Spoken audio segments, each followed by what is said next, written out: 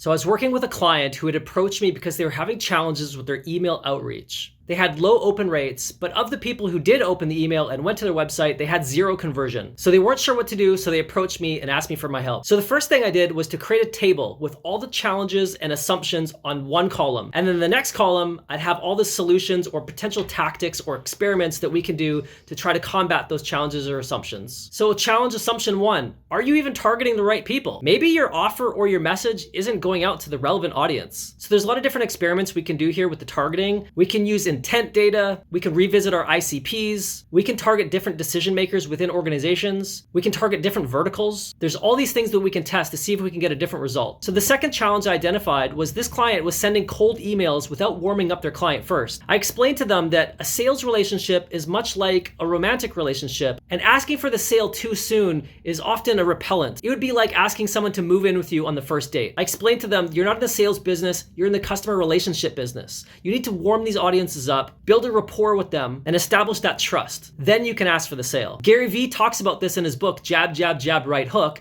which is to offer value, offer value, offer value, and then ask for something. So try to give value before you try to extract value. Challenge or assumption 3, maybe your emails are landing in the spam or promotional folder, and your audience is not even seeing them. So the solution there, obviously there's a lot of best practices that we can do to avoid that. Challenge or assumption number 4, your emails are too generic. In other words, they're not personalized enough. I take more of an ABM approach. Rather than blasting out 10,000 emails and having a low click-through rate, I try to be more surgical and find 25 to 50 accounts and really do a deep dive and really understand them so that when we send them an email, it's highly personalized. And by the way, the email should be the last thing that you do. There's a number of different ways we can warm up this audience on social before we go to the email. Challenge or assumption 5, your offer is just not compelling enough. Perhaps your customer doesn't have that problem or they're not aware of that problem. So you're offering them a solution to something that they don't need. So there's a lot of things we can do to test this. We can revisit the offer and test out different offers. We can revisit the language. Maybe there's different word choice that can inspire and influence people. Challenge or assumption 6,